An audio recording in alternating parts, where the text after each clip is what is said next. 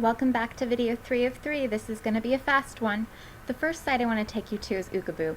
This is a good site for getting pictures that are free, that are not copyright, for your students to go to. For you also to go to if you do visual boards or communication boards, this is a good site to use. My students also love it when I have them create their own websites. I tell them to go here to grab some pictures. We're also going to be talking later in the course about other places you can go, like the public domain sites, but this is just one I wanted to pull out there right away. The next site is called VisuWords. This is a really good site where you put in any word that you're thinking of, and it helps you to create what that word, kind of what the different parts are. Some students love it, some students don't understand it. It is just a really neat way for those visual learners to see, okay, this is a good definition of the word, or this is what I would find if I looked in at the source. I love the little guide over here as well. Just a neat site to go to, VisuWords. Head Magnet. This is a good site, it's free, just to help you to understand how you learn and why. It really does take you through your own learning process and memorization process, so it's really interesting to have students do this at the beginning of the year just to see where they fall in their learning. Next up is SendTeacher. This is a good site to figure out resources as well as educational advice for parents. You can look down and it'll tell you all the different syndromes, and this will provide you some advice when you click on each syndrome. I love this site. If you do not have a SPED degree, this is one of the best sites to come to for information if you have a student who does have an IEP, a 504, or a disability of some kind that you do not understand completely. It's also a great site to direct parents to when they need some information. Again, SendTeacher, all free learning materials. The next three sites are, again, great app finder sites, especially for kids with special needs. This first one, Spectronics, if you go down and scroll through, it'll tell you exactly what the app is. It'll give you kind of an example of the app. It'll also tell you what accessibility features the app has, whose voice does the app, kind of what the app looks like. Just a really neat idea. Again, that is Spectronics. Check it out. The next one is SpedApps 2. And SpedApps 2 is, again, an app finding site that's broken down in really neat ways. For example, if you're looking to figure out how to sequence or how to help students follow directions, you'd click on that. It would give you some apps for this purpose, and it would tell you, again, the cost, the who, what, when, where, and why of the apps, the title, and you can kind of see a brief description. Great place for finding apps on specific areas. And the final app finder that I want to show you is Happy Pap Apps. It's apps for children with special needs. It's a4cwsn.com. It talks about some award-winning apps, gives a little description of the app, just like before. The Montessori apps are the ones they're featuring currently. So some great different apps, little examples, and then video demonstrations of the app, which is awesome. Remember, these apps I've put in your Baker area so that you don't have to quickly write down the apps. They're listed underneath the video so that you can see them. This next one is AssistiveWare. It is a great place to find iOS devices, compatibility devices, but also some apps. It's got a free download app finder, some license and purchasing information, and we're going to talk in our last class about the free accessibility features that come with every iPad, Android, pretty much every device that you may not know are even there for free for you to use. But AssistiveWare is a great spot to go to. A few more app sites for you, actually. The text-to-speech apps for the iPad, it has really good app guides and lists and different charts on the apps.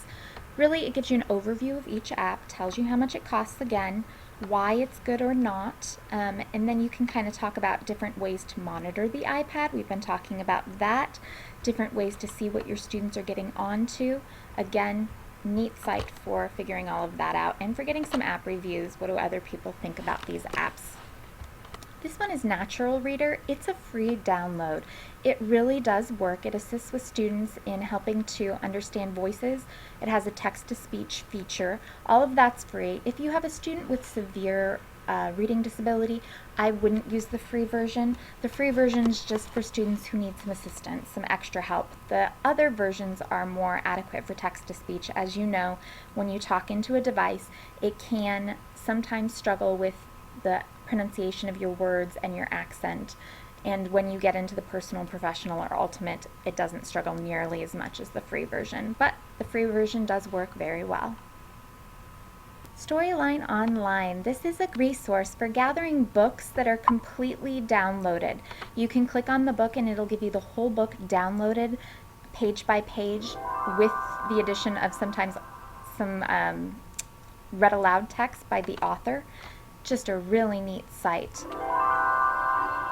Hey, I'm Caitlin Wax, and welcome to Storyline Online, brought to you by the Screen Actors Guild Foundation. And today I'm going to be reading to you Sebastian's Roller Skates, written by Jean de Duprat and illustrated by... One thing I love about this is you can also have your students record books and they will place them on Storyline Online. So it's not just professional actors and actresses that read books, students can be reading as well. For interactive games, learninggamesforkids.com is a great place to go. They have featured educational games and they also have games by categories. If you don't want the information presented to you in a game format, they also have lessons. Again, you can put these on the smartboard or they can use them on the iPads. A good device for when you're working with other students, but not something you want to do if you're available to the students. LearnFree.org has great technology reading and math lessons, but it also has some really good manipulatives that you can put on smartboards and different tutorials that you can use in a blended learning classroom setting. For example, we'll go into math really quickly. It has the little TV there to help you in the different areas of math. You can move to different sections if you're really good at math and you want some enrichment in those areas, or if you really need some assistance. That is learnfree.org. Tech Matrix is one of my favorite sites to be used kind of like Google when you're looking for a specific thing such as decimals and you're looking in a specific content area and at a specific grade level. Maybe I wanted intermediate, elementary, and if you're looking for a specific disability, you then would search products or research. Research will give you some books and different information. Products will give you kind of which guides, what works, and you can do it by cost. You can do it by operating system and device. Just a really neat site. Again, it's Tech Matrix, and that is free. Learning Links is Maryland's Assistive Technology Center. They really did a great job at figuring out different areas and coming up with assistive technology devices that will work for those areas, kind of like what I had you read for the first two assignments. This gives you some information. It doesn't necessarily tell you what's going to work for a student. It just gives you ideas on what could work based on the issues, such as the issues writing. Is it keyboarding? Is it note-taking? Is it specific mechanical errors? And then you can view the different assistive technology devices, and it goes with a low to high tech, such as the highlighting pen and tape, and then it'll explain it and where you can go to get it. Again, Maryland's Learning Links. Ocali is a similar site out of Ohio. What I love about it is you can go to the Universal Design for Learning Center. It will talk to you about what Universal Design for Learning is all about. It will give you some information about how you can get it to work in your schools. And you can also go to the Assistive Technology Center and see different assistive technology pieces, just like we did before. Go through the tools, go through free professional development that's available to the teachers in Ohio, but also to everyone for free. What I like about EdTech Teacher is that not only does it break it up according to subject area, but then it really breaks it up according to topics, according to what the learning activity is. You can see where I'm going with this. It's a great site for Universal Design for Learning because you are providing multiple means of representation, and then you're giving the students multiple means of expression and motivation. For example, if students wanted to connect with another classroom and collaborate with different students in different areas, here are some different ways you can connect to other classrooms and how easy it is to use. We went through Ohio, Maryland, and this is Michigan's assistive technology. I haven't showed you Kansas or Missouri's because I assume that most of you have been on their sites, but definitely check them out if you have not been on the Kansas and Missouri sites. But these are my favorite other states to go to because they provide a lot of information for free. TraceWise is a site that breaks down assistive technology into different areas, such as I need an assistive technology device to make the computer writing bigger, a magnification device, or if I needed a word prediction device for that writing piece. It breaks it down into specific areas. I've included this site, the YAC site, just to help you to kind of see how students with communication disabilities may need support and where. And of course, the National Assistive Technology in Education Network. I'll let you check this one out on your own. Quality Indicators for Assistive Technology provides kind of a description of what might be a cause for an assistive technology device. And what I love about this site is it gives you the actual data sheets to use to work with a student. For example, this one's in an Excel. It's a data sheet to help you figure out the length of some sentences and the number of words the student can find on their own, an independent skill, and again, it gives you the whole entire Excel sheet. Is your head spinning yet? British Columbia also has a great site for some communication and assistive technology devices. Again, we're not going to go through this one because we don't have time, but check it out if you need some assistive technology for a student. I also keep forgetting to talk to you guys about there are smartboard sharing places. There are places to share for Mimios. There's also a place to share for Boardmaker. A lot of the actual devices that we use have a place where teachers can go to put on what they've created with that device, where you can then share it with others, and it's free.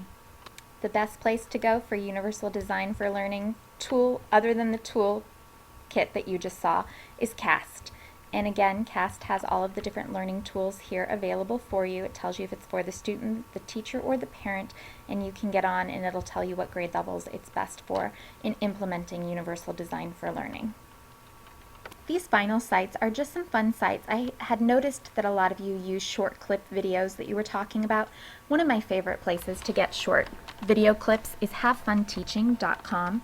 There you can go under songs, videos, flashcards, activities. My favorite is the songs and videos because they have really looked into brain research and determined how often a student for that age level needs to hear the same word, and that's how often they say the word within their song or within their video. For example, let's check out a sight word song. Pick up how many times in just the portion I let you listen to the actual word said, which it's trying to teach, is said in the song.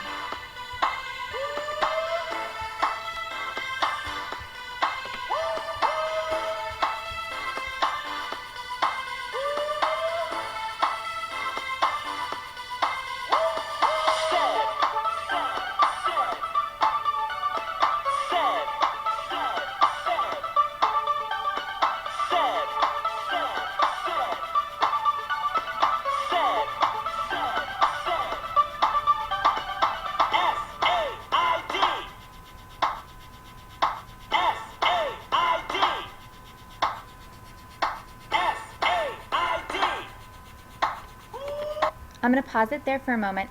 While the students are listening to this, I often have them up and moving, or I have them have cards with the different letters on it, and every time they say the letter they put it up, every time they say the word they put it up. Just make sure they're involved in movement while this is occurring. And again, it is very repetitious.